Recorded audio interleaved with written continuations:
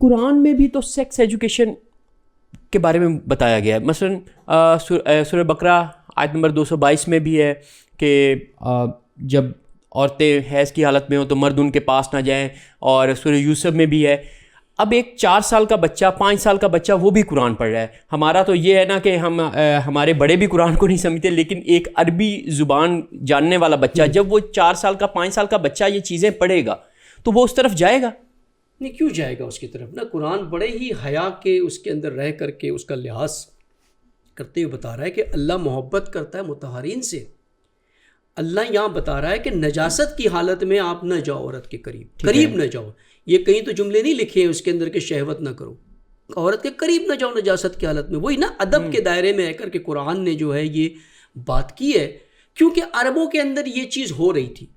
جب ہو رہی تھی تو یہ آیت نازل ہوئی ہے کہ یہ کام نہ کرو کہ یہ نجاست ہے, اور اس میں زیاں ہے. ایک چیز اور جو لفظ آیا اس کے اندر کہ وہ زئی ہے اس کے اندر, یعنی عورت کو تکلیف ہوتی ہے, آپ نہ کرو, اس پہ تکلیف ہوتی ہے.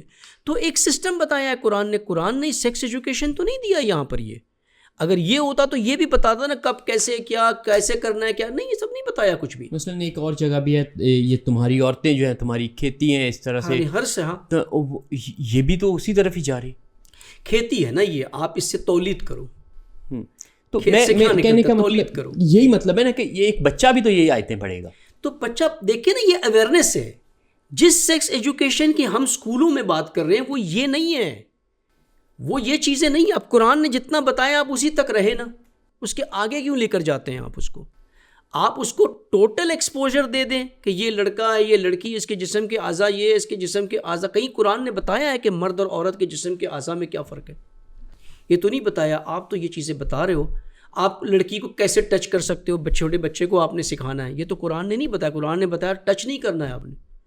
قرآن نے تو محرم نامحرم کے رشتے بتا دیے سارے.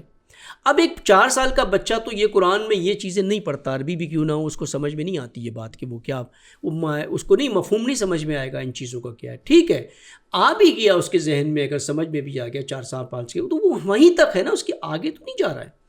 آگاہی میں مسئلہ نہیں ہے, آگاہی دینے میں اویئرنیس آپ دیں. آپ استمنا سے روکے بچوں کو بتائیں. جب وہ بالغ ہوتا ہے, بلاغت کی علامت اس میں آتی ہے ایک لڑکے کے اندر, والدین کا کام ہے کہ اس کو بتائیں, یا کسی مینٹر کے پاس لے جائیں جو اس کو بتائیں کہ غسل کیا ہوتا ہے, احتلام کیا ہوتا ہے, کن چیزوں سے آپ کو بچ کے رہنا ہے. ابھی یہ ساری چیزوں سے کلیئر